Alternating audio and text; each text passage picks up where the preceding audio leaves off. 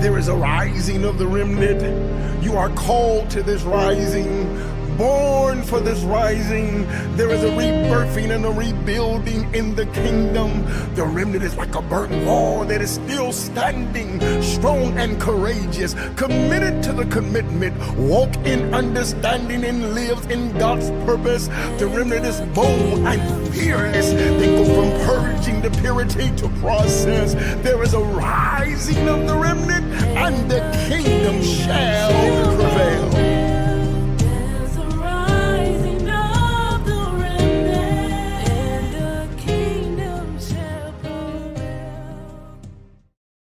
God bless you. Welcome again to Divine Insight Ministries. I am Apostle Robert Jenkins. It is a Friday evening. We haven't did this in a long time as far as teaching only, but God bless everybody. As always, we take out the time to say we love you. Thank you for who you are, but most of all for your hunger and thirst for God's word. And so we encourage you to continue on. Good to see you, Sister Royal. God bless everybody. Go ahead and hit that share button.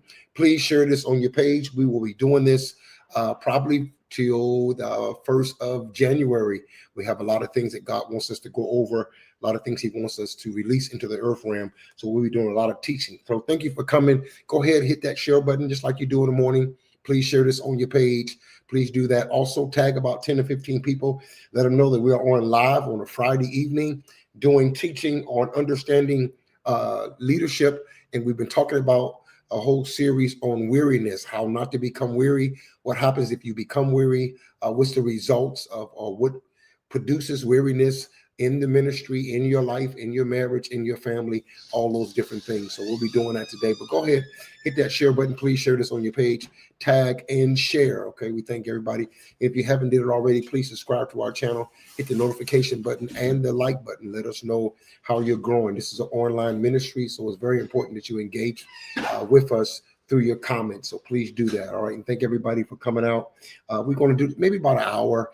I got a lot of teaching that God wants me to release concerning this. And I get so many phone calls today. I tell you, it's just amazing. Pastors and apostles, calling me and asking me in a sense to cover them and help them. They are in the crutch of being weary. And it's a right now we are dealing with a major attack on leadership and those that are in position. There's a weariness that is coming to families, to marriages, to the whole nine now. And we want to be able to know that no weapon formed against us shall prosper. So how do you handle these forms of weariness when they do come? All right. So thank everybody for being here. And those who are going to watch the replay, thank you. I know others are coming on the way, but Sister Royal, good to see you. Sister Hawkins, good to see you. Sister Owens, good to see you. And so I'm not going to prolong the time. I know this is the evening, and so I want to give you that. So, but about an hour, but we'll go through some very critical things concerning weariness. We talked about what made Moses weary. Moses became weary because of the burden of the people. And sometimes weariness can come from the load that you're carrying as a mother, as a father, as a husband, as a pastor. You can carry the burden of that, and it can cause you to be weary. We talked about that. We talked about Elijah. His weariness came from victories. And a lot of times, right when you have a great success, you have a great fall. And that can cause you to have weariness as well. So Elijah's weariness didn't show up until after he had a great victory in life. And once he did that, he was attacked with weariness. He started bringing up things about his father and things that he was carrying all the time. And that's why you have to always pray for your leader, because you don't know what they're carrying. If anybody that's in position that has weight, has things assigned to them, you need to pray and intercede for them. You never know what they're carrying. Just because it looks well and just because it seems well don't mean that it is always well on the inside. And so we dealt with that weariness that Elijah dealt with. Then we dealt with David. And David is what we're going to continue on today. David weariness came from continually being in battle. He couldn't get a break. And sometimes life seems to deal those deck of cards that are, as soon as you finish one thing, there's another one. As soon as you got married and you had a baby, after the baby, you had a new job. After the new job, you had to get a car note. It just goes on and on. After one trouble, there's another trouble. This person passed in the family, this person passed in the family, and it goes on and on. Good to see you, Pastor C. Love you so much. Good to see Pastor C on with us again today. Sister Arlene Minor, good to see you. Brother John, God bless you. God bless you. All the way from Florida, one of my brothers. And we are connecting. We thank God for it. But sometimes you become weary because you don't get a break. Sister Yolanda North, God bless you.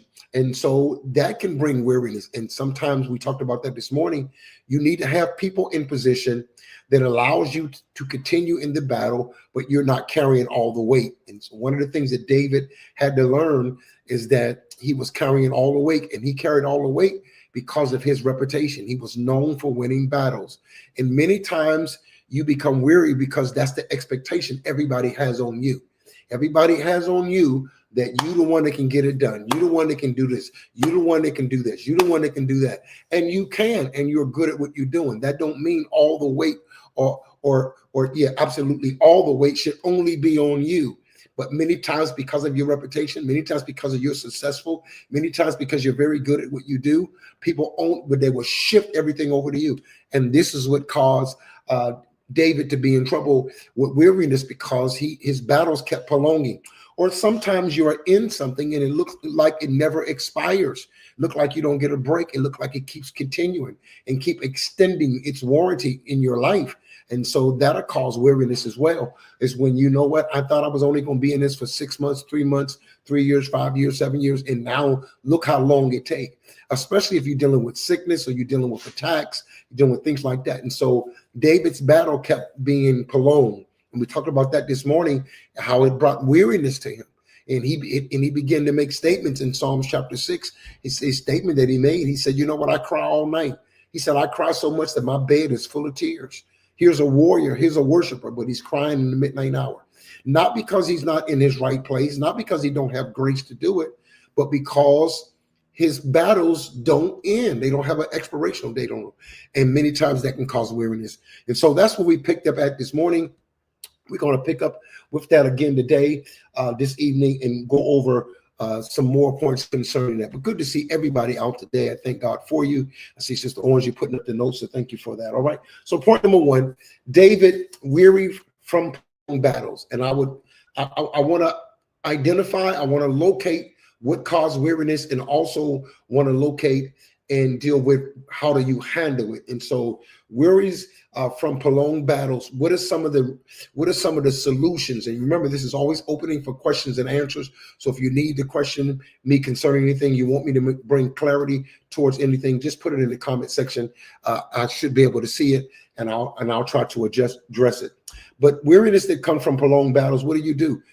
And I said this morning, you got to get leadership. And this is something I want us to change how we see leadership.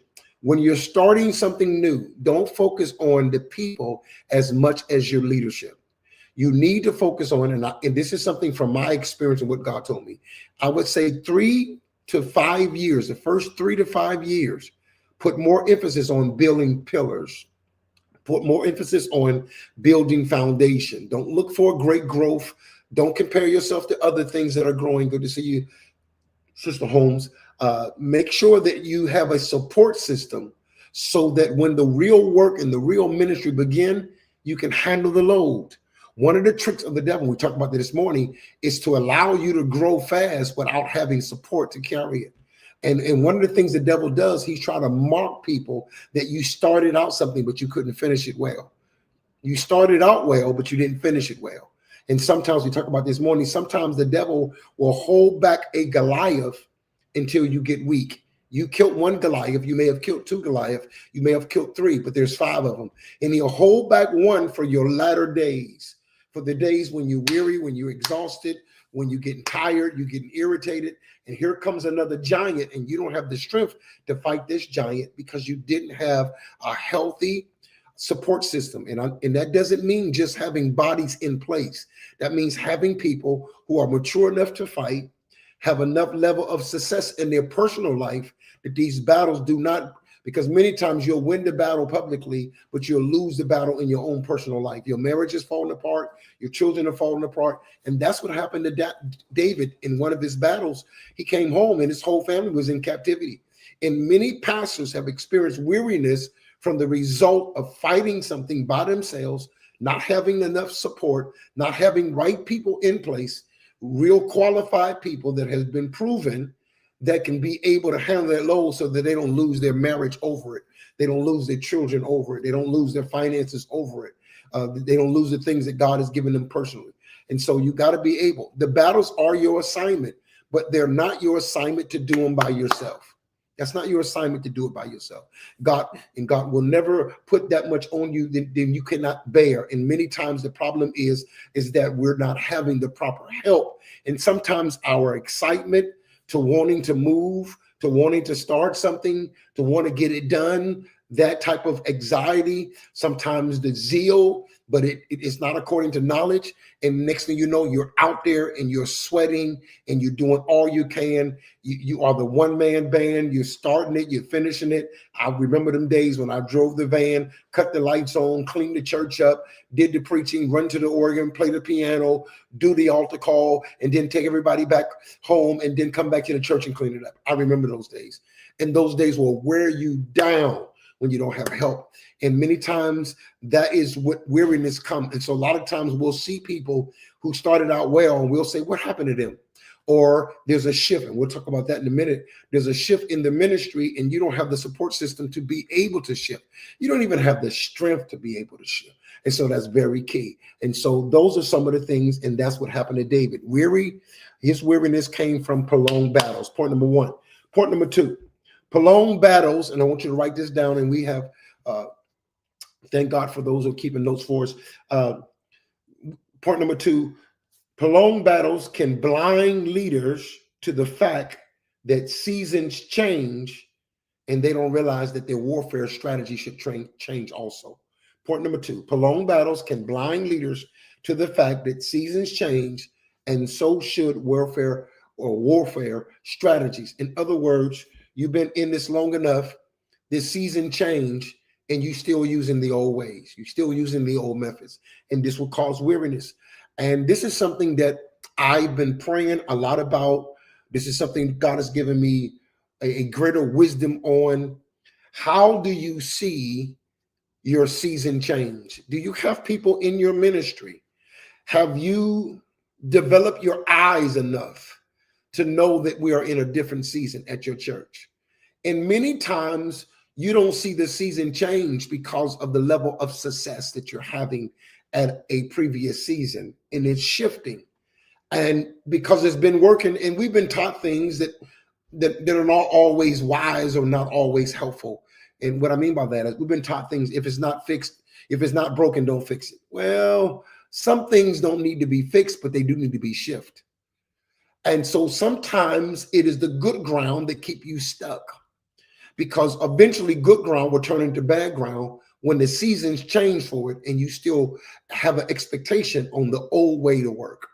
And so this is one of the keys, but you got to have people in place to be able to say, our season is shifting here. I think we need to shift our times of service. Pastor C is on now. When we first started, we was at night at 6:30, and then we went to 7. And then there was one time when we was on Saturdays, and then there was one time when we was doing noonday, and we kept shifting according to the season. And so you have to be able to do that. Now, sometimes that's fearful when something is working for you and it seemed to start to go down, it's starting to sour, but sometimes you thinking that it's still the same season. I just have to make the adjustment. Sometimes the adjustment is not a adjustment for another season. Sometimes we try to adjust to try to save something in a season that is expiring. And to be able to have that wisdom that it's not that it's going sour because we're doing something wrong. It's not that it's going sour because of this or that or because of him or her. It's because the season is shifting. And can you see that the season is shifting and have enough courage, have enough faith to be able to change your strategy on how you deal with this new season that is coming? That can be fearful. Good to see you, Brenda. God bless you. That can be very fearful. That can be challenging, because what if you only had vision for one season? What if you only had a vision for the winter and you never had a vision for fall? You never had a vision for summer. You never had a vision for spring. And so now the seasons are changing and you're working trying to save something that needs to shift. And sometimes we don't know the difference between, does it need saving or does it need shifting? Does my strategy need saving? Does it need improving, or does it need shifting? And when you work out of seasons, you work yourself to death and you become weary because you're not getting the results that you need. You're not getting the fulfillment that you need. The people are becoming irritant. It's not working. Then jealousy and envy may show up, or you're starting to attack one another. You're starting to blame one another for you didn't do this and you didn't do this, and why this is not there and why this is not there and these things. And it's all because we're in a new season. That's all it is. And so that can make you weary. And we must be willing, be wise enough. We've got to have meetings and counsel. We got to go back into prayer. And I'll tell you another thing that causes this to be complicated, because when seasons shift, it looks like a new beginning. It looks like a new beginning. And many times we fear new beginnings when we've labored so hard to get to a certain place. We don't want to start over. And so seasons can look like a new beginning, but it's not a new beginning. It's just a new season. You're still in the same year. You're still in the same place. It's just a new season. It's a different environment now. But because you can't distinguish that new season, it looked like a new beginning. Now you have a greater fear. Good to see you, Sister Pamela. God bless you, woman of God. And so Sister Brown, God bless you. Sister Lankin, God bless you. And so all these things are important. So point number 2, prolonged battles can blind leaders. And this is why you need people. This is why we have to have a mutual submission. You got to be able to submit to other people. And I'm glad Pastor C was able to be with us this evening, because many times I had to submit to how he saw things, because I don't always see it the way he see it. And I got to trust his level of grace. You have to have mutual honor. I honor you, you honor me, because sometimes as being the leader, you so determined to get it done and you want it to be done and you have expectations and you've been waiting for certain days to come. And when they don't come, you can get blinded by what's the problem. You need other people. You have to trust other eyes. You have to trust other people's discernment. Don't train people to be wise and not use the wisdom you train them to operate in. And so you have to be able to have trust in those that you're laboring with, so that when this blindness comes and they don't attack you, they don't say, I'm not serving a leader who's blind. No, my pastor is blind because his heart is such in this. And I got to help him see that the season is changing. And this is why you have to allow people to say, hey, maybe this is what's going on. And you be able to say, I think this season is changing. I don't think you're doing anything wrong, Apostle. I don't think we're missing it, because we have a tendency when things are not going right, we have a tendency to start blaming, and you're missing it and you're not doing this and where you at. And we find things that probably need to be perfected. But the problem is not what we need to perfect. The problem is it's just a new season. We can always do better. We can always be wiser. We can always improve. But sometimes it's not adding more pressure to improvement when it's just a change of season. Let's change our strategy, because we need a different strategy. You wear different clothes in the winter than you wear in the summer. Every year I switch out my closet. I've been blessed and thank God I have more than enough. But because I have more than enough, I have to sometimes get rid of all of my summer clothes and put them up and bring out my winter clothes, because the environment has changed. And I don't want to get sick because I'm not willing to shift. And shift doesn't mean blaming people, or why we have too much and you ain't taking care of this. And you see all of those things. And you can become weary even in that. You can become weary in trying to locate what's going on when God has placed people in your life, in your ministry, in your family, in your marriage that can help you see. I just think the season is changing. That's all it is. That's all it is. All right. And so point number 2, prolonged battles can blind leaders to the fact that seasons change, and so should warfare strategies. And sometimes changing strategies mean I got to go back to the table. It means I got to go back into prayer. It may mean that I need to isolate myself. I may have to go on a fast and see, how do I handle this next season in my life? I don't know what to do. I don't want to bring old equipment that I didn't wore out in the previous season. I can't bring a shovel it's not sharp like it used to. I can't bring a dull knife.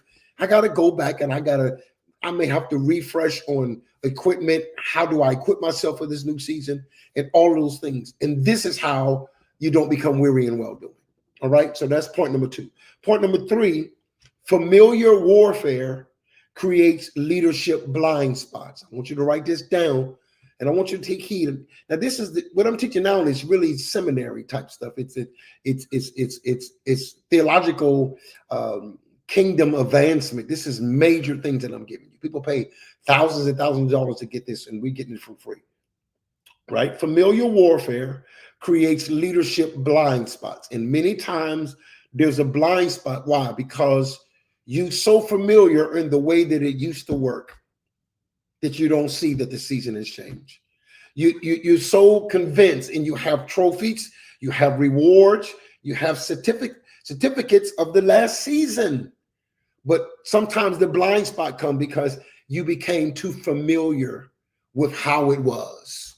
You become too familiar in how successful you was able to get it done. And now when a season changed, you can't believe that a season changed.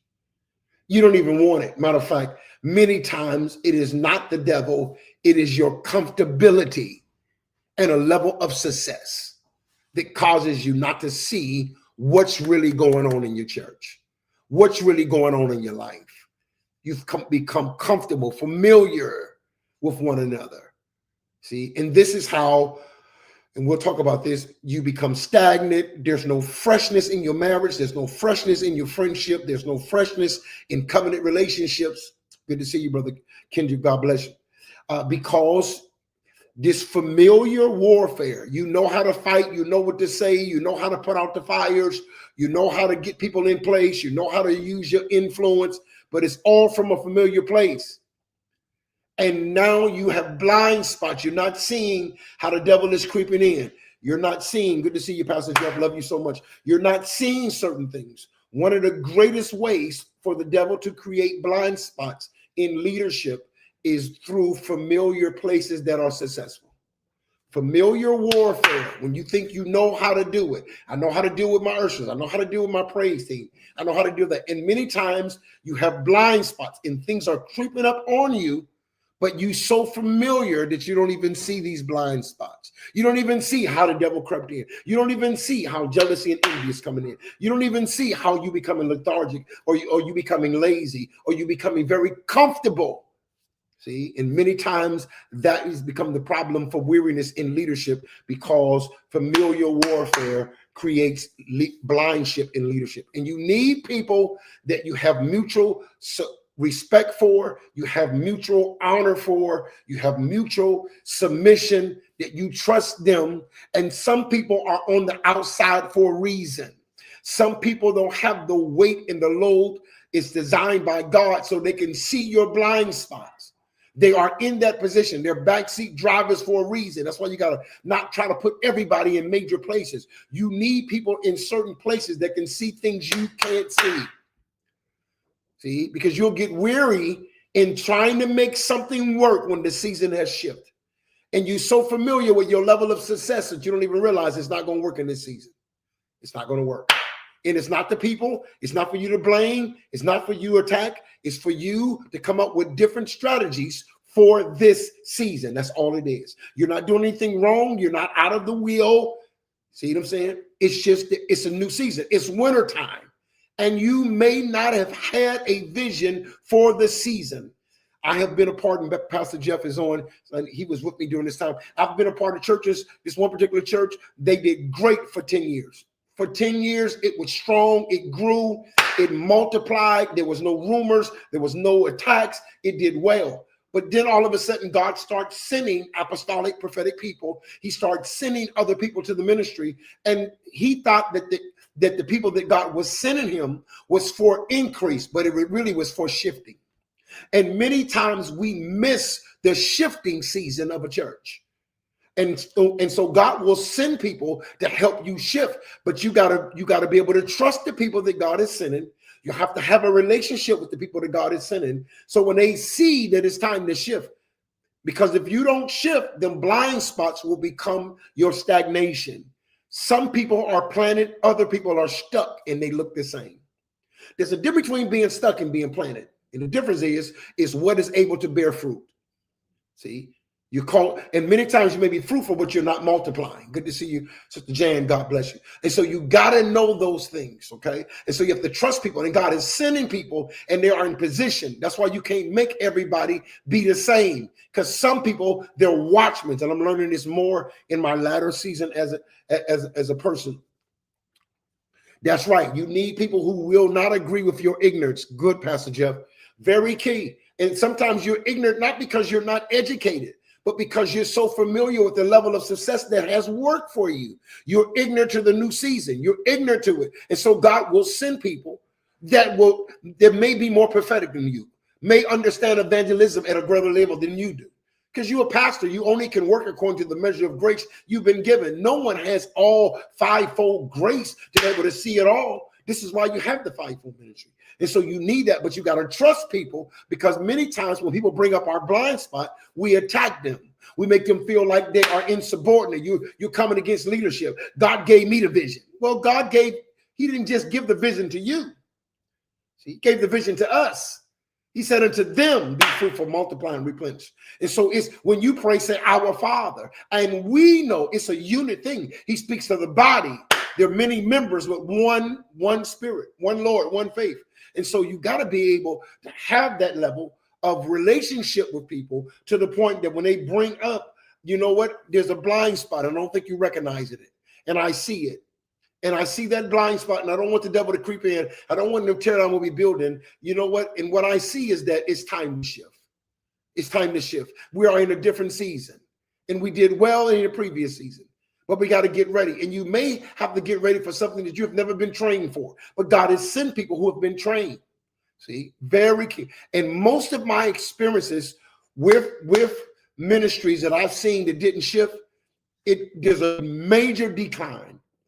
And it looked like they started out good, but they end up in the flesh. They start out in the spirit, they end up in the flesh. And most of the time, it was not due to sin. Now, sin eventually comes along, but most of the time, it started out because you don't shift. And I always say this: if you don't shift, you'll be sifted. When Jesus told Peter, the devil desires to sift you as wheat, he was really telling Peter, that's why he said, Simon, Simon. He really was telling Simon, it's time for you to shift into Peter. You got to really accept your mantle. You are the one. I revealed to you who I am. Out of all the 12, you got the revelation, but you got to shift and you got to stop living as Simon. It's time for you to live as Peter. He didn't understand the shifting. And so because he didn't understand the shifting, he ended up being sifted. And many ministries end up being sifted because they didn't shift. Okay. And this is because point number 3, they became familiar with warfare, but it creates blind spots. Remember, familiar, and many people are afraid of movements because you're not in control. When something God called you to be the leader over, or one of the under shepherds, many times you just want to get it flowing and keep it the same. Let's not mess with it. And God is all about shifting. Constantly, right when you think you got it, here's another shift. Right when you think you're there, here's another shift. And sometimes that's fearful because shifting look like starting over. And sometimes we can't discern that. Okay, very key. Right? And come on, Pastor Jeff. Pastor Jeff is with it. If you don't shift, the car stalls. That's right. And many times you'll blow the clutch in the stick shift if you don't shift. You'll ruin those gears. And how many people's lives have been ruined because you couldn't shift? Because in shifting, not shifting, really sometimes is an expression of weariness. Weariness says you didn't shift. All right. And so that's point number 3. Point number 4. What once was effective can become a habit. And this is very common. You need the right people in your circle, your inner circle, to be able to see just because it was effective don't mean we should always use it. And be very careful what becomes a habit, because what becomes a habit becomes a habitation, and things will live in a habitation. And sometimes we don't shift because it worked. I say this all the time. I've been saying this over 30 years, 40 years of my life. Most of the time, God will have you leave good ground. And most people don't shift because the ground is good. But real transformation, you'll see if you study historical transitions, most of the time in the Bible, when God transitioned, he transitioned you from good ground, not from bad ground. See, we do it wrong. We leave it when it's bad and we stay with it when it's good. And many times you got stuck because it was good. And you got deceived because it was bad and you pulled away. But you got to know that just because I'm being effective don't mean that's my permanent spot. I had to learn that as an apostle, because many times God would send me and things would get working. They would do well. And then I just wanted to be there. I wanted to put my stakes there. And God says, nope, it's time for you to go. You have finished your assignment. You have given them what I want you to give them. And it's time for you to move. And I say, nothing's wrong. He says, why does something have to be wrong to leave? And many times that's why we end up being ripped in ministries, because we don't know how to transition, or we don't even know how to launch people into transition. Most sons and daughters should have been transitioned into the next place, not ripped into it. Because when you ripped into it, you go into a new place bleeding. You go into a new place wounded. But many times we don't know how to pass the baton. This is what causes weariness too. When you don't know how to pass the baton, you've never trained no one to take your place. And when you don't train nobody, real leadership is about training people to take your place so that you can move to the next place. It's not for you to leave the place unoccupied, but if you're not training no one else to take your place, then you always want to be in control. And what happens is now you're not working on legacy nor inheritance. Inheritance is what you leave behind for your sons and daughters. What if you're not raising sons and daughters? So you're not leaving no inheritance, which makes you not a qualified father. See, very key. And so, in many times, how does this become effective? The devil will allow you to magnify. He'll put people around you that will celebrate how effective you are, and they don't understand it's time for you to shift. And so now your effectiveness become a habit, and you only do it that way. Once it become a habit, there is no room for change. There's no room for adjustments. And now what happens is you become religious. And religion is nothing but a move of God that did not move when God moved. Every form of religion, if you go back to the origin of it, started out as a move. That's what something God called. The problem is he moved from that, and we kept doing it because we got habit of being effective. See, this is why a lot of times in the Bible, God would do different miracles different ways. So you won't get stuck in thinking that it only come one way. No, it's many ways that it comes. And you can't hinder a movement by making it a monument. Because movements that become monuments become museums. And now we only visiting places of dead success. It's just old pictures that used to be wonderful. Look where we was. And most people, when they bring up the move of God, they have to go back to the museum to say, back in the day, back in the day, back in the day. Why is it back in the day? Is not God still moving today? Because what was effective became a habit. It should have stayed a movement. And you got to be very careful. And now you're boxing God in to what used to work.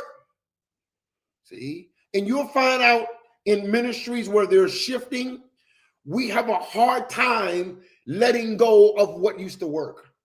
I've been in many churches and they'll say, we need to bring the roles back. We don't need to bring no roles back. See, but because that was successful and there were certain things and we want to make a habit, and now we have certain ways and we do it this way, and this is how we do our communion, this is how we do our Sunday school, this is how we do our church, this is what we always did this, we did this as a family, we did, and now there is no adjustment for the next generation.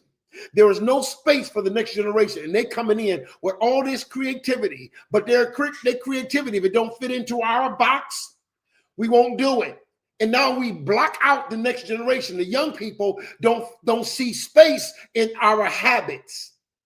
They don't see creativity in our habits. See? And it can cause weariness. Well, why is this? Why people are not embracing? Why we're not growing? Because what once was effective, you legalized it. You legalized the move of God. to be able to have a credibility of something that was, instead of moving where God is. All right. So that's point number 4. Point number 5. You don't want movements to turn into mechanics, robotic. Many times a wife is robotic, a husband is robotic, friendship is robotic, because it was a movement at first, but now we know. In how many churches do you know exactly how it's going to go? You know they're going to start out with prayer, then they're going to move to the offering, and after the offering, they're going to sing 2 songs. After 2 songs, he's going to preach. After he preached, he's going to lay hands on the same people every week, all these things. See? Mm-hmm. Pastor Jeff, I think I should have had you on here with me today. You said they didn't shift, Kodak didn't shift, Redbox didn't shift. That's right, we got to shift. Yep. Yep. And me and Pastor C was talking about that. I think last week was talking about all the people who didn't shift. I think it was one of the men's teachings, and we talked about what was it? Blockbuster didn't shift, and look what happens when you don't shift. And it brings weariness and sometimes brokenness, and sometimes things become demolished. Okay. You don't want that movement to turn into mechanics. I don't want to be robotic in how I worship. You don't want to start worshiping how you worship. You made an idol out of how you worship. It's mechanics. We know what to do. We know how to pray a certain prayer. You ever listen to yourself pray sometime and you say, man, I start my prayer off the same way. It can become a movement, can become robotic. It become mechanics. And now you become frustrated because you're looking for results, but you're still doing it the same way, which is insanity. You're still doing it the same way. All right. So you want to be aware of that. I'm giving you points of how to deal with. And these are all the things that David had to deal with. We talked about 3 different people so far. Moses' weariness came from the burden of the people. It caused him to be weary.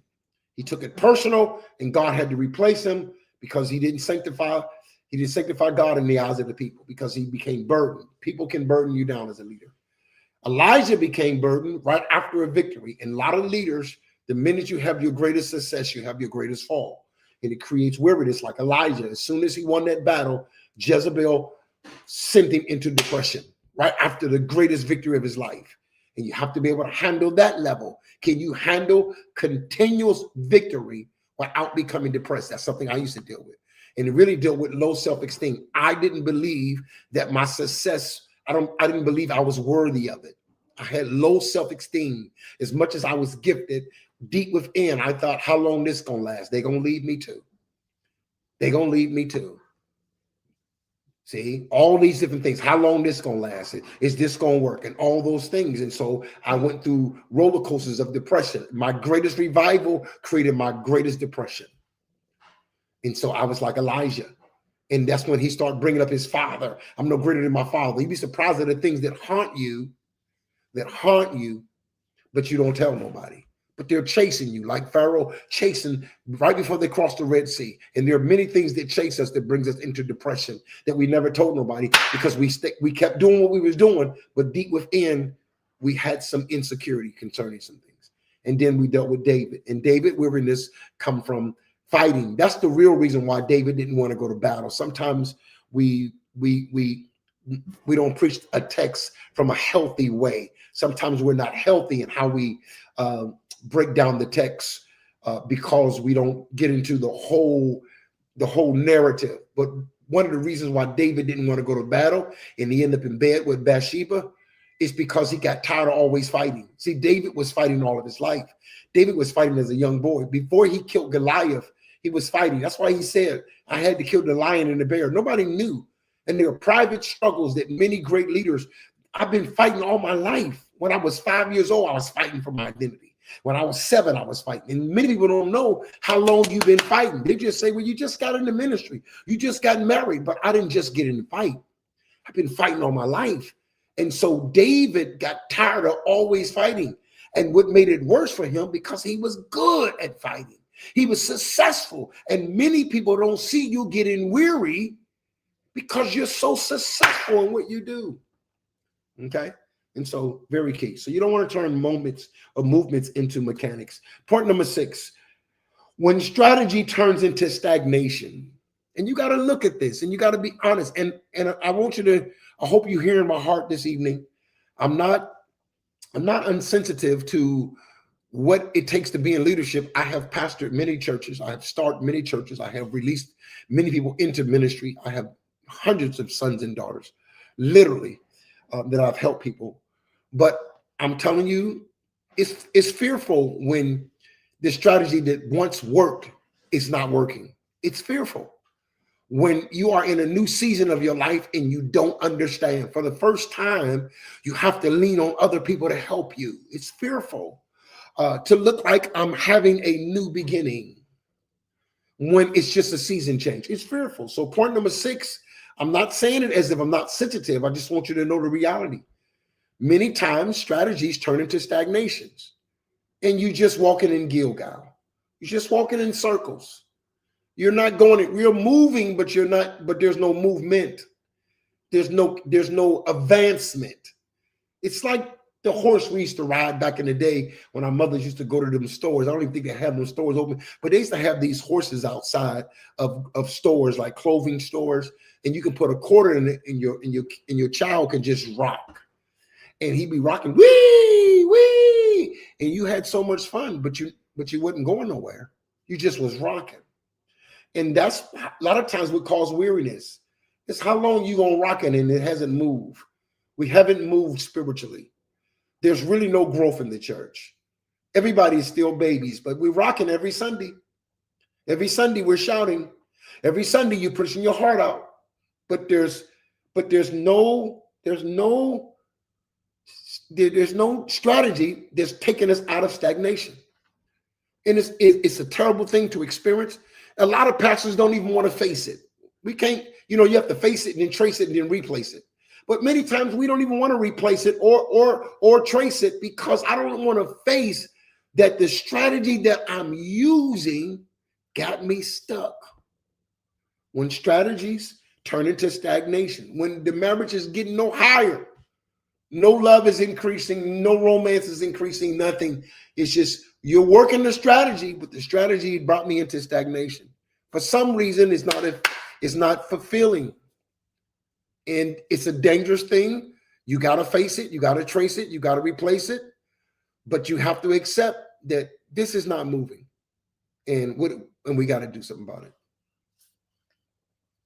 Okay, you got a question. When God hasn't given you the vision for your next, what do you do during the wait or how to sustain? That's a loaded question. I'll try to answer it in 3 parts because it's really a 3-part question.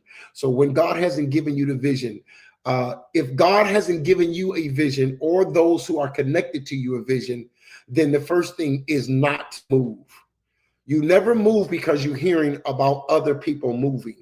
You don't move because it looked like it's too long. You move because you know where you're going. Vision is direction that's tied to the assignment.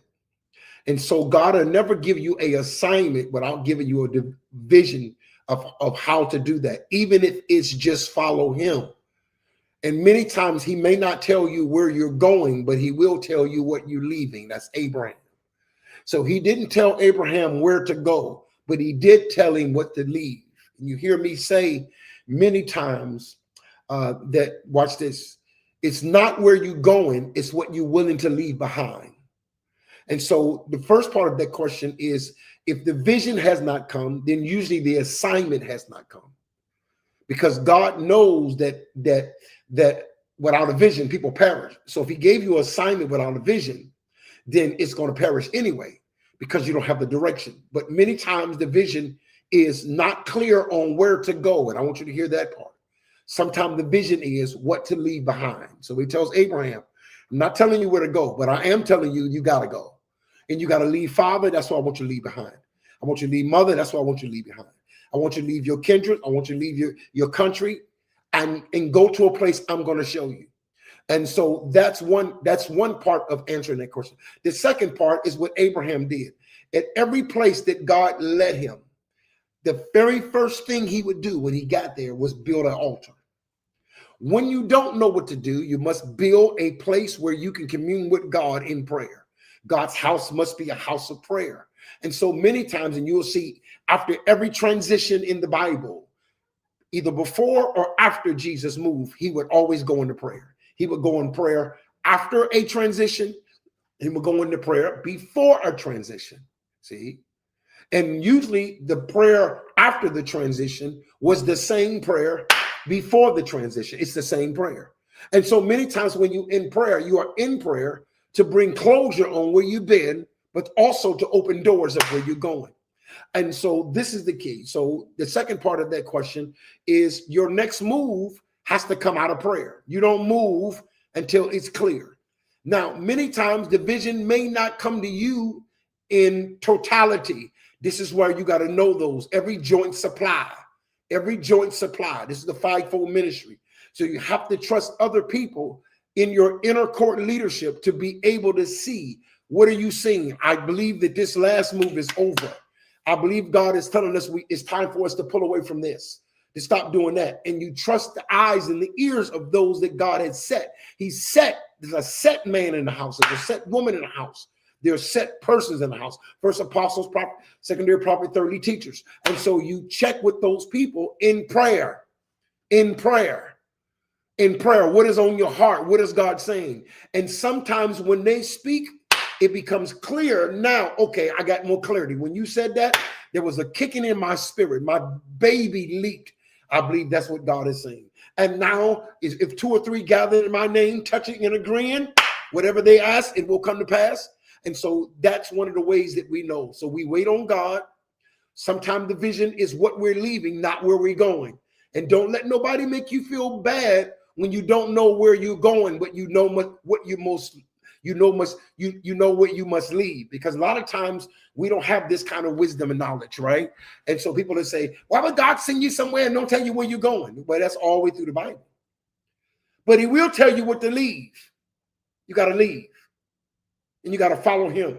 And many times God won't tell you where to go because he want to know, can you trust me without knowing? See, many times what we call faith is not faith. Until we have facts, we don't move. Faith is what I heard. It's evidence things not seen. And so many times I just heard God leave. I don't have to have all the clarity. I don't have to know. I don't have to be in control of the knowledge before I trust him. I trust him. Go to McDonald's. I go to McDonald's. You don't have to tell me why, who I'm going to meet, what his name is, what time he's going to be there. No, he said go to McDonald's. When I get there, I'll wait for the next instructions. Go to a mountain. He went to the mountain, sacrifice his son. When he get there, he'll change. Many times the shift don't come until you follow the first instructions. So maybe that's the key. All right. So that's some of the answers. And you said for your next move, what do you do during the wait? In waiting time is always praying time. Waiting time is always praying time. And many people, we don't get a revelation of how to wait. We know about sowing. We know about, that's right. Come on, Pastor Jeff. Never said to understand, he said to obey. And watch this. And somebody might say, well, the Bible says in all that getting, get understanding. Here's your understanding that you don't understand. Did you understand it? See, because sometimes the understanding is that I don't have to understand. And that I understand that I don't have to understand. That's in all thy getting. Get an understanding. And you may say, well, is that Bible? Sure it is. Trust in the Lord with all the heart, lean not to thy own understanding, but in all thy ways acknowledge him, and he shall prophetically direct your path. And so sometimes the understanding is I'm just going to obey God. That's the understanding. Sometimes the understanding is I'm just going to follow what God says. Okay, so that's very key. Now, in waiting, you have to have a revelation. One of my sons in the ministry, he wrote a song years ago. He's never released it. It's a powerful song. And it's called In the Meantime. In between time, I'll be waiting on you. God gave me a song this year. I released about 7 songs that God gave me. I haven't released them to the world, but God, he gave them to me in my den. And one of the songs is, I'll be waiting. While I'm waiting, I'll be trusting in you. While I'm waiting. And so many times that waiting is you just trusting God. It's in between time. You know you sown, but you haven't seen the harvest. You know what you heard, but you haven't seen the manifestation. It is in between time in most most of the attacks come for the in-between time so that you can leave before the miracle happens. See? And so all of these, again, are strategies of prayer, because sometimes God will tell you to move from a place, but then he didn't tell you where to go yet. And so you're not in the promised land, but you can't stay in Egypt. And can you trust him in the wilderness, in the in-between time? Do you know how to deal with God from day to day before you get more than enough? Because some of us want the more than enough, but you don't know how to trust God from day to day. See, the wilderness is see if you can depend on him from day to day. Before I give you a land flowing with milk and honey, can you depend upon me every day? And most of the time we want enough money in the bank, then we say we believe God. But can you believe me for every day, for a daily meal? See, and so that's the time. So during the waiting time, and how do you sustain? Sustaining comes from constantly hearing and constantly abiding. He said, if you abide in me and I abide in you, your fruit shall remain. So the key to remaining, or the key to sustaining, comes from abiding. And many times you pulled away from the vine. That's why you couldn't sustain, because the power to sustain doesn't come from your strength. It comes from the vine. See, I'm the vine, you are the branches. Without me, without staying in the vine, without staying in prayer, without staying in consecration, you will not be able to sustain, especially in the meantime, because you don't have no evidence. You don't have no evidence. You just know what you heard. All right. So I hope that answered your question. Thank you, Sister Royal. Very great question. All right. And all these things, if you don't have the right strategies, you don't seek God, then it can cause weariness, especially to leadership. Good to see you, Brother Charles. Good to see you. All right. So strategies that turn into stagnation.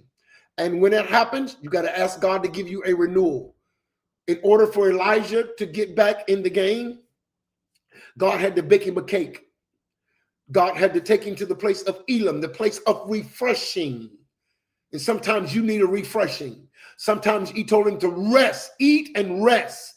Sometimes you need rest. You need a vacation, okay? Because you've been stagnant. Sometimes you need another environment. You need somebody else to see. This is when you bring outside help in to help you with the load, or you use your inside help at a greater accountability so you can rest. That's something that God wants me to do next year. I'm going to be using a lot more people in the ministry here in New Orleans because he wants me to travel a lot next year. My calendar is already picking up. I'm already in the month of April. January, February, and March is almost all the way filled.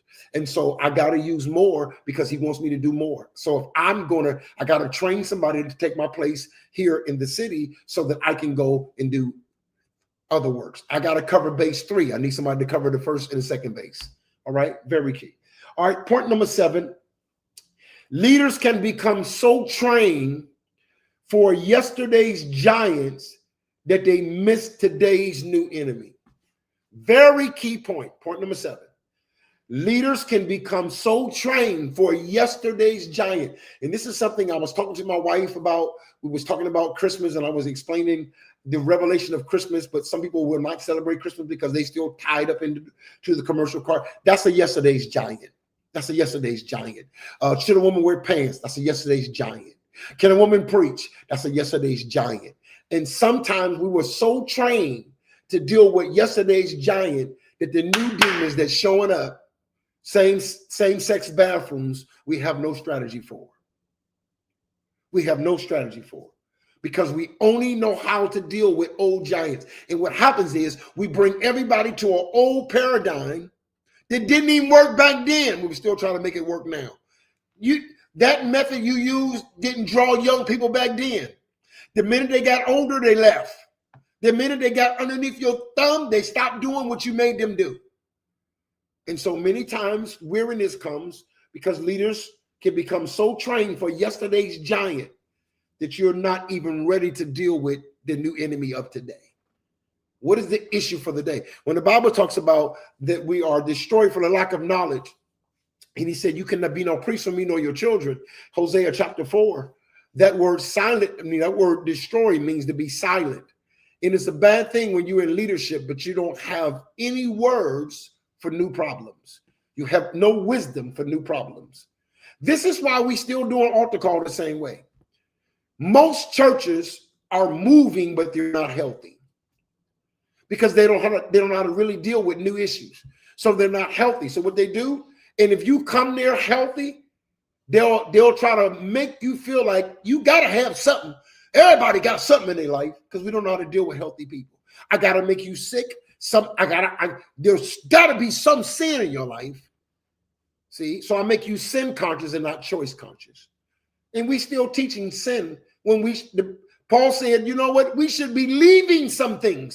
See, leaving, Ephesians chapter 6. You should be leaving lands on the hands. But by now you should be teachers, but you still need somebody to teach you because you never exercise your senses. That's what it says. Go read Ephesians chapter 6. See? He said we should move it on to more effective things, a more excellent way. But because many times we've been trained to only deal with giants that our grandmothers was fighting. You still fighting something. You still arguing over should you buy and sell at the church? Should we have chicken dinners or should we not? What color should the carpet be in the church? Who should have the control of the money? And we got real new demons that show up. And we don't know how to deal with that giant because we were only trained to deal with the giants of the old. We have no revelation of our experiences, which is the most dangerous thing. No revelation with experience will always keep you stuck in the experience. You'll always see it the same way because you have not been revealed a new way to see it. I always say you change how you see things will change. But you haven't changed how you see it. And this caused weariness in leadership. Hope I'm helping you today. David was skilled in slinging that slingshot. You ever notice that when David killed Goliath with that slingshot, they didn't adapt and bring slingshots to the weaponry of warfare? They didn't say, let's get rid of all our swords and let's everybody start using slingshots. David used that slingshot for one giant, and that slingshot wasn't used again in battle. See? And so many times we got to know that was for you, for that time, for that reason, for that purpose. Don't make everybody in every generation do it the way you did it because it's not going to work. It's not going to work. You can't threaten kids with hell anymore and think that's going to make them be in the choir. You can't tell them if you don't give, you're going to hell. They're going to McDonald's after church and they're not going to give you all their money. It's not going to work. Leadership has become so trained for yesterday's giants that they missed today's new enemy.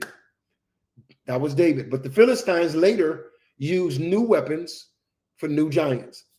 Go read 2 Samuel chapter 21 and you will see how they used new weapons because they had to deal with new giants. It's very key. Very key. All right. Point number 8. We're doing good today on time. Give about 10 or 15 extra minutes and we'll be done. Point number 8. If your strategy doesn't change, danger will occur. It's real simple. If your strategy doesn't change, danger will occur. You have to be able and you have to overcome your fears of shifting. If you don't shift, you'll be sifted. You got to trust the new minds that God is sending. You got to trust new methods, same spirit, different administrations, same spirit, different operations, same spirit. What you check is the spirit. You try the spirit by the spirit. Don't legalize one method. The method can change. The message cannot change, but the method and how we interpret the message must grow. Even Jesus increased in knowledge. See, very key. If the strategy doesn't change, then weariness is inevitable. You are going to become weary. You are going to become bitter. You are going to become frustrated. Why? Because you're not changing your strategy. You can blame the people. You can attack the people. You can do all those things. You can be by yourself and mad and regretful, all because you weren't willing to change your strategy. All right. Point number 9. Old methods cannot sustain new mantles. Old methods can't sustain new mantles. God is giving new mantles. God is giving new mantles. God is giving new methods. Old methods can't sustain it. And many people have dropped their mantle because they tried to do it the way you told them to do it, and it doesn't sustain them. It doesn't bring about a fulfillment. This is why you hear me say, as an apostolic father, I push my sons and daughters, go do what God tells you to do. All I do is try to secure if the foundation you built upon the foundation of the apostles and prophets. Is it a secure foundation? Do you know proper interpretations of the scriptures? But I don't try to limit how God sees you, because every level goes higher. I understand that God is always improving. Every scientist rechecks a previous scientist's genius to see, can we improve? And you hear commercials, new improved toothpaste, new improved, new improved. We are the only entity that is not improving. Technology is improving, scientists is improving, biology is improving, but it looks like the church is still doing the old ways. Old ways cannot sustain new mantles. We learned that through COVID. We had to learn how to have church without having an organ or a piano. And for a lot of pastors, it killed them, because they didn't know how to walk into a new mantle. They didn't know how to shift. I was on Facebook 8 or 9 years prior to COVID. God had already taught me how to shift, how to look at a computer and be just as anointed, with no choir, no praise team, no feedback, no amen, or hear nothing, and be able to still deliver. Because old methods cannot sustain new mantles. Number 9 is something you really got to learn if you're in leadership, because what God is calling for and what the new generation is bringing, you can't give them. Giving Joshua a rod does him no good for the promised land. Joshua is never going to run into a Red Sea. So why would you give him a rod? As great as Moses was, he needed a rod for the Red Sea. Joshua needs shoes. Wherever your foot come, their end result was the same. Moses was taken to the promised land. Joshua was taken to the promised land. But the method was different. The common denominator is, I'm going to be with you like I was with Moses, but I'm not going to be with you the same way. And you can't keep passing rods to people who don't have no Red Sea. Old methods can't sustain new mantles. Okay, David needed new warriors, new structure, new support. Write that down. As a leader, you may need new warriors to pull you out of this weariness. You may need a new structure, and you may need new support. And be okay with new coming in, ready. God is sending you remnant, people that's already been through and they've been trained. You can't send everybody through all the beginning stages. You have to do examination and see where they're at. You have to locate them, but you can't send everybody back to beginnings. You don't have the time. You don't have 40 years. See? You don't have it. So you got to be able to accept people that God has already prepared to connect with you. They're going to come ready to go. All right? New warriors, new structure, new support. Okay? Very key. And when you've been doing something a certain way so long, it'll convince you that the old way is the only way. This is a very common problem I've sat under many pastors, women and men, and I've seen this common denominator. But prolonged warfare will convince them, because they've been fighting so long and doing it this way so long. It's the only way I ever did it, and it's how God been using me. Sometimes they are so convinced that they must do it the old way. And that's when usually splits come. That's when shifting comes. That's when transition comes, or God will confuse the languages. See? What once was obedience can become disobedience when the system shifts. All this is a part of number 9. What once was obedience can become disobedience, because God is asking something different out of you, and you keep doing it the old way. The season shifted, and you got to see new ways. All right. Point number 10. We got 3 more points, and we're going to close it out.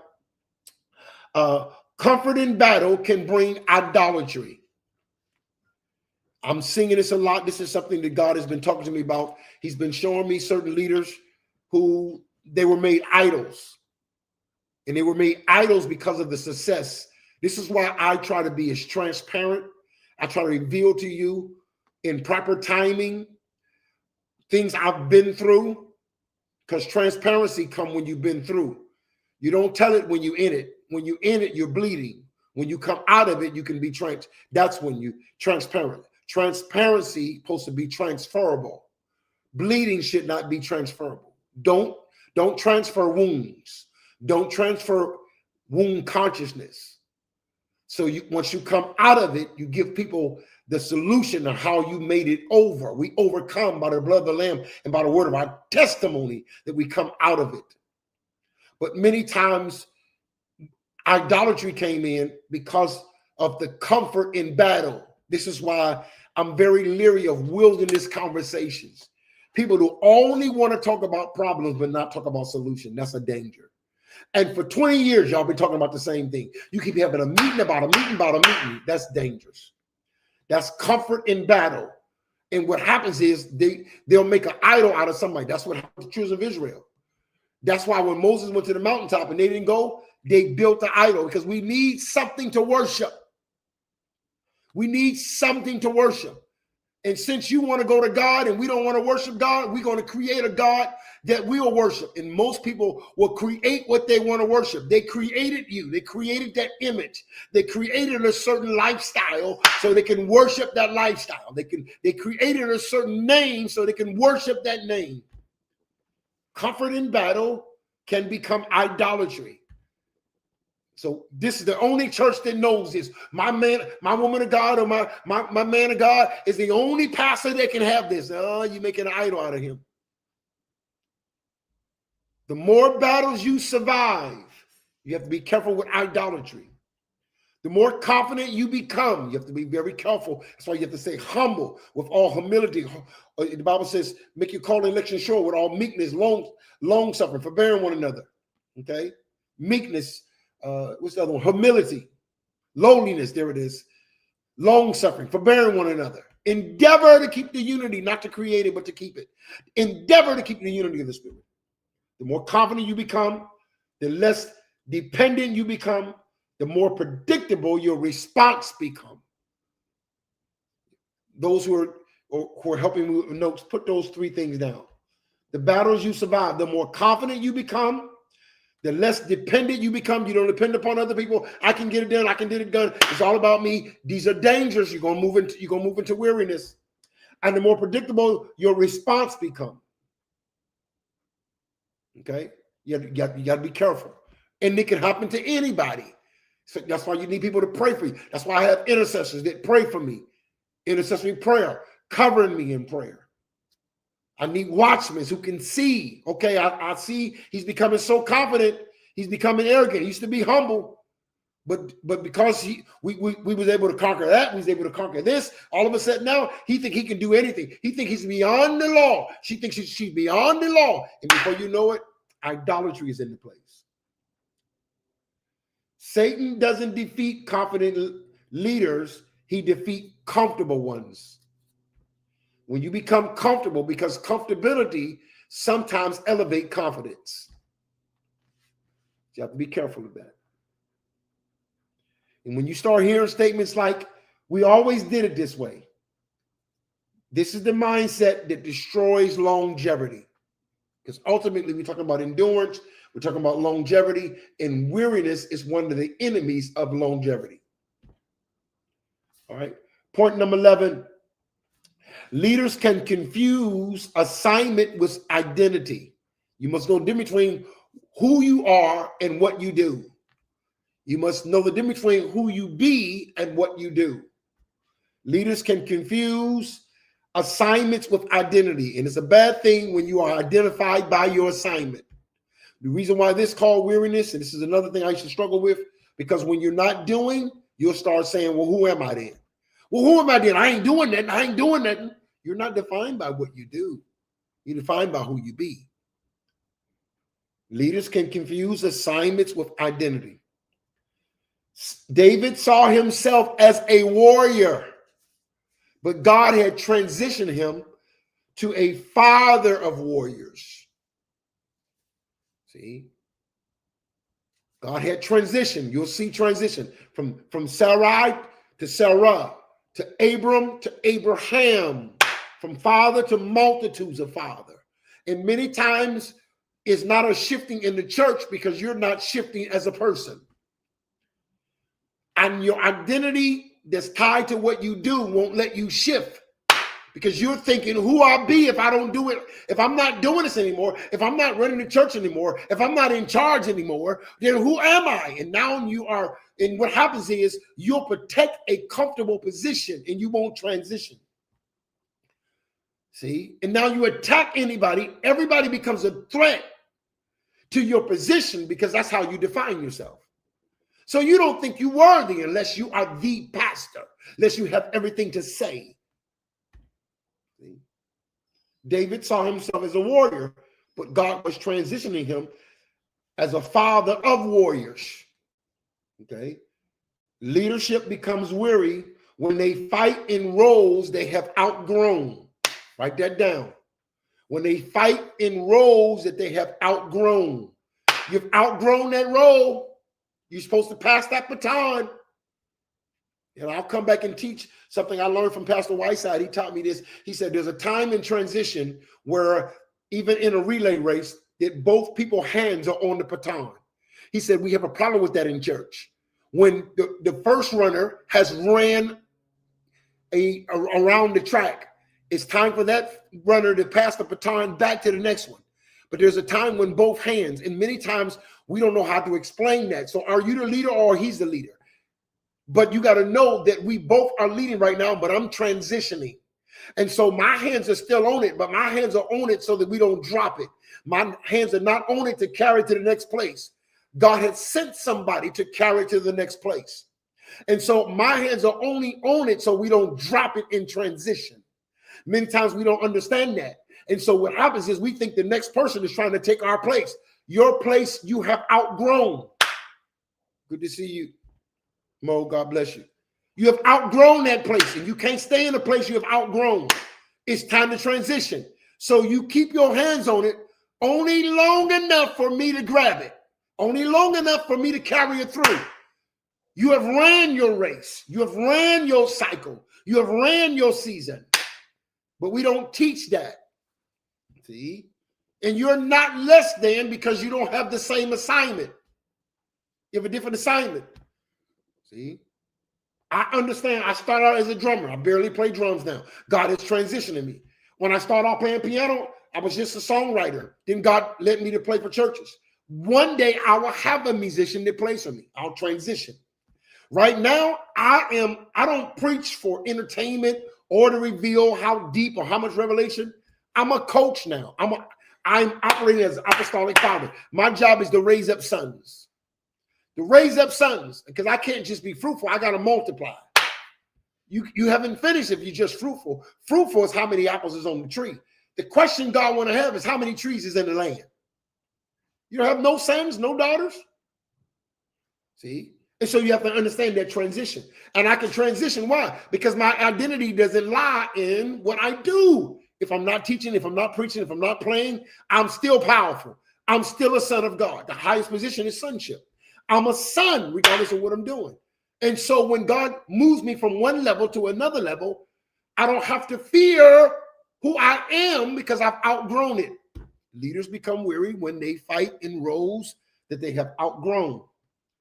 They refuse to embrace their next dimension. I'm going to do a leadership class when I go to Florida. I'll be there for 10 days. And this is one of the points I'm going to spend time with. That you got to embrace your next dimension. When I was a child, I thought as a child. But I did everything as a child. But when I became a man, God didn't take it. The devil didn't steal it. I put it away. I put away childish things. Maturity teaches you how to leave and how to put it away. And we shift. You got to shift to your next dimension. Because if you outgrown it, it doesn't fit. Now you're breaking things because you're trying to fit in places you don't fit anymore. You're too big for that seat. You have moved. You're not better than, you're better off. Okay, very key. Continuing in a conquered season will exhaust you. Continuing in a conquered season, you finish your race. You did well. It's over. Season has changed. You're gonna wear yourself out trying to conquer something that's already been conquered. Okay, now you're just fighting against the air. This type of fight will not empower you. It will drain you. You become weary. Last point. Thank everybody for coming. Cash App, $ Apostle Robert Jenkins, PayPal, Apostle RJ. If you haven't given, if God leads you to give, you can purpose in your heart to give. Please be a blessing to us. We have some agendas that God wants us to do in the year of 2026, 27, and 28. And God wants us to get ready for it financially now to make a difference in people's lives. So I want you to start giving as much as you can by faith or purpose in your heart to believe that. All right. One who gives you spiritual, you can give him carnal. This is Bible. Very key. Powerful scripture, Pastor Stanford. You know, if you were still on, you still there, huh? God will sustain you. The enemy, point number 12, the enemy knows when you are out of season. The enemy knows when you are out of season. Satan waits for delay in your transition. He waits for delay in your transition. He waits for frustration in your transition. He'll send the last giant when you are at your weakest. When he have wore you out, you have fought and fought and fought, tried and tried, and you're getting weak. He says, send another giant in. Or you're taking your time, you're not moving, you're procrastinating, you're not shifting when you should shift. Brother Johnny, good to see you. The enemy waits to attack you. And he does this. He waits for the delay in your transit. A delay to the devil is vulnerability to his attacks. He waits for hesitation in your obedience. He waits for hesitation in your obedience. And he waits for repetition of outdated response. These are things he waits for. He waits for delay in your transition. He waits for hesitation in your obedience. And he waits for repetitions of outdated response. You keep responding from something that is expired. The Bible says in 2 Samuel chapter 21, verse 15, that David he fainted. He became weak in that last battle. It went on so long. And one of the enemies said, you know what? David killed that Goliath. Let's get him. He's weak now. They saw his vulnerability in that last battle. They see he's fighting too long. He don't have all the help he needs. And now is the time to attack David. If it wouldn't have been for one of David's soldiers, they would have killed him in battle because they saw him become weary. They saw him become faint. They saw him faint. He's at, and many times the enemy is waiting on your ministry. He's getting weary. He's getting weary. Go now. Send her now. Send Jezebel now. Send that now. Attack him now. Bring the rumor up now. Okay? Very key. And the enemy attack the delay, not the man.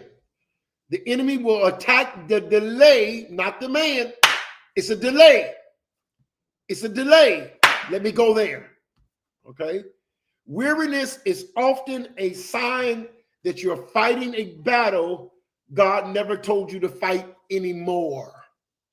Many times weariness is often a sign that you're fighting a battle that God told you not to fight anymore. And when I said that today, just now, I felt the weight of the anointing. For some of you, God is saying, stop fighting it. Stop fighting. Let me handle it. Let it go. I got it from here. You did all that you're supposed to do. Don't get out of season because you continuing on. Trust me with the rest. I got somebody that can handle it. I got somebody that can step in. I'll take it from here. Okay? But many times you become weary because you keep fighting the battle that God told you You don't have to fight it anymore. And many times in my life, God has told me, let it be. I'm going to give you peace. You ain't got to fight that no more. I'm going to teach you how to rest in the storm. I'm going to teach you how to be in a storm. The boat is full of water, and how to go to sleep. How to rest. All right. Cash App, $ Apostle Robert Jenkins, PayPal, Apostle RJ. Thank you for coming with us today. Go over those 12 points. I'm going to probably come back tomorrow. I have a lot to teach on weariness that God wants me to get out before the end of this month. So we have to finish weariness in the month of November. So God told me to make sure that I exalt every point to go over it. So I can't, normally if I don't cover all the points, I'll just save it for a book or something. But God says he's getting us ready for whatever he wants me to do in the next 3 years. He wants us to really get ready to come into a greater understanding. Thank you, Pastor Jeff. Love you so much. And so we'll be doing that. All right. So I may be on tomorrow evening. I'll put the announcement up. I'll put the flyer up. Just watch the post as we always do. And I may be on the noonday tomorrow and deal with this because we have to cover a lot on longevity. What would it take for longevity? All right. All right. You say, Lord, help me to stay focused in this season for blessings so I can be a blessing to my family and friends. Yeah, we need that. We don't need nobody falling out at the end. We need your latter to be better than your former. We need people that endure to the end. The race is not given to the swift nor the strong, than him that endure. One of my greatest statements that Apostle Paul made, that before he died, he said he finished his race. He was able to say he finished it. I finished my race. I fought a good fight. He was able to say that. He was able to say, I went to heaven before I died. I don't know about in the body, out of body. He literally was, and it's possible. And we need people who are no longer weary and well-doing. We need people who are transitioning from one level of faith to another level of faith, from one level of glory to another level of glory. All right. I love you. And we thank God for you. God bless you. Walk in God's favor.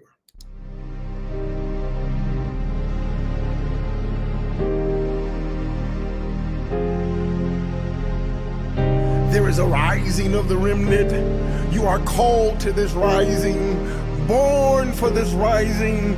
There is a rebirthing and a rebuilding in the kingdom. The remnant is like a burnt wall that is still standing, strong and courageous, committed to the commitment, walk in understanding and live in God's purpose. The remnant is bold and fearless. They go from purging to purity to process. There is a rising of the remnant, and the